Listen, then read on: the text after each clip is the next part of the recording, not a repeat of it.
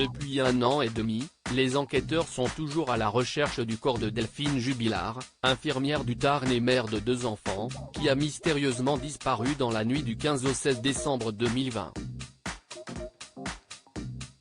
Depuis cette soirée, ses proches sont dans l'attente d'une réponse, afin que la vérité puisse éclater.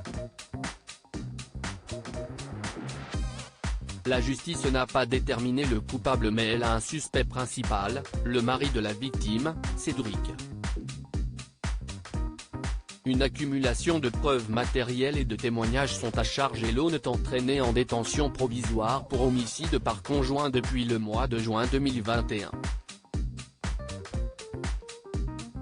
De nouvelles révélations, faites par une connaissance de cet artisan de 34 ans, viennent de faire surface dans les colonnes de la bien informée Dépêche du Midi. Avec sa compagne, un homme, surnommé Florent dans l'article de la Dépêche pour préserver son anonymat, avait besoin il y a 3 ans de travaux dans son appartement. Cédric Jubilard était alors présenté comme un artisan sérieux.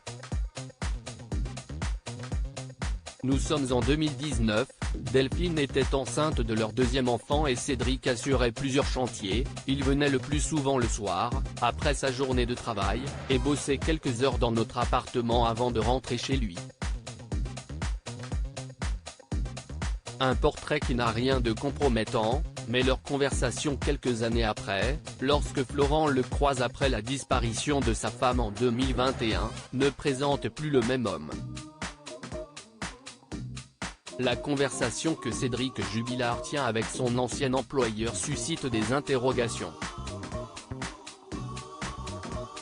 Je lui ai demandé s'il tenait le coup, il m'a répondu que ça allait mais que sa belle famille était sur son dos, explique Florent au quotidien.